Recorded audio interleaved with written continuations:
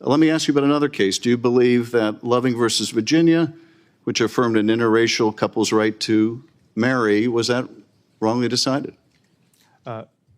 Senator, my wife and I are an interracial couple, and so if that case were wrongly decided, I would be in big trouble. What happens when Adam Schiff tries to corner a Republican judicial nominee with loaded questions? Well, it backfires hard. In today's hearing, Schiff threw out a series of questions meant to trip up Mr. Tong, but instead, the nominee calmly dismantled them one by one, leaving Schiff looking rattled. Stay tuned. You're about to see Schiff get completely outclassed. And before we start, smash that subscribe button so you don't miss more moments where political games crash and burn. Mr. Tong, you just said that you're an originalist and a textualist. So let me ask you, the Emoluments Clause provides that no person holding public office shall accept any present of any kind, whatever, from any king, prince, or foreign state. Do you believe the language in the Emoluments Clause that says any present of any kind, whatever, means any present of any kind, whatever? Senator, you are quoting the text of the Emoluments Clause, and I cannot dispute with the text of the Emoluments Clause. So it would apply to any present, including an airplane?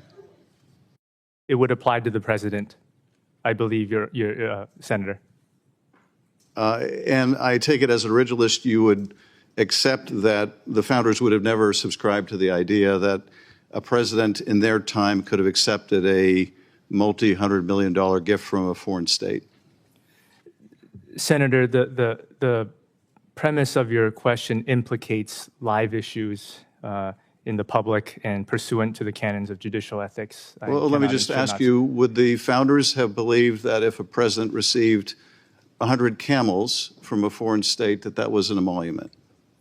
Senator, it's difficult to answer that question in the Is it, though, as abstract. an originalist? Isn't it pretty simple? You've got the clear language of the Constitution. Senator, one has to look at the language, but also the history surrounding the Emoluments Clause in order to discern the I am looking at the history. Let me move on to another question. So let me ask you about the Supreme Court's decision in Lawrence affirming a constitutional right to be intimate among same-sex couples. Do you believe that was wrongly decided? Senator, Lawrence versus Texas is a binding precedent of the Supreme Court. Again, I'm aware of that, but I'm asking you whether you believe that was rightly decided or wrongly decided. Senator, you're asking about my personal views. No, I'm asking you about your legal views. I'm asking about your legal views. Let me ask you about another case. Do you believe that Loving versus Virginia, which affirmed an interracial couple's right to marry, was that wrongly decided? Senator, my wife and I are an interracial couple, and so if that case were wrongly decided, I would be in big trouble. Okay, so you do agree with the reasoning of that case, and you're willing to say that. I appreciate that. But you're unwilling to say that you agree that Obergefell and Lawrence were correctly decided. Why is that?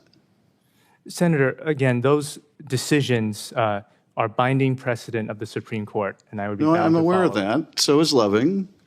And you're willing to tell us that you believe Loving was correctly decided, but you're not willing to say the other decisions were correctly decided. That seems less originalist and more situational. Let me ask you this about your role in the brief in Moore versus Harper. This was a case involving the discredited independent state legislature theory, which would allow a state legislature, even in the absence of a governor's signature, to effectively overturn an election. Do you believe that the Supreme Court wrongly decided Moore v. Harper when it rejected your view? Senator, again, Moore v. Harper is binding precedent of the Supreme Court. Yeah, no, I get that, but you're still not answering my question. So let me ask you a different way. If a state legislature decided after an election to pass a bill, even in the absence of a governor signing it, to throw out absentee ballots that were mailed prior to the election but arrived after the election, would it be your view that a state Supreme Court or federal court would have to allow the legislature to overturn the election, would be powerless to correct that effort to overturn a free and fair election? Senator, Moore versus Harper states that state courts can review what the state legislatures have passed as a matter of the Constitution. No, I'm aware of that. And my concern, though,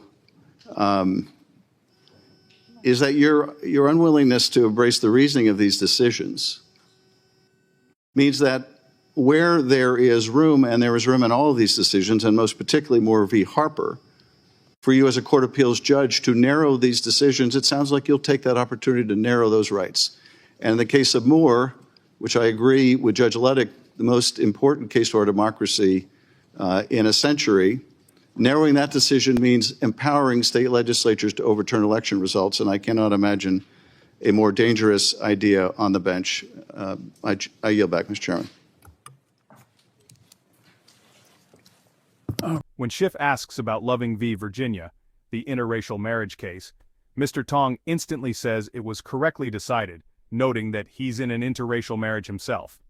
That's when Schiff's logic collapses. He tries to paint it as inconsistent, but the contrast only highlights how shallow Schiff's questioning really is. Tong isn't tripping up. He's making Schiff look unprepared. Schiff moves to Moore v. Harper and the independent state legislature theory. He frames it as dangerous to democracy, but Mr. Tong calmly explains the court's actual ruling and refuses to accept Schiff's spin. Schiff can't land a single blow, and it's obvious the nominee is in control of the exchange. Schiff tries to wrap it up with a dramatic warning, claiming Tong could narrow landmark decisions and put democracy at risk. But by this point, Schiff's credibility is gone. The hearing ends with Schiff sounding more like a partisan attack dog than a serious questioner, and Tong walking away looking sharp, measured, and unshaken. This wasn't a debate. It was a political ambush gone wrong. Schiff came in swinging with weak, over-the-top questions, and Mr. Tong didn't just dodge them.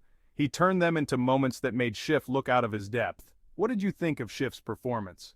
Drop your thoughts in the comments, hit that like button, and don't forget to subscribe to Capital Insights for more moments when political games meet their match.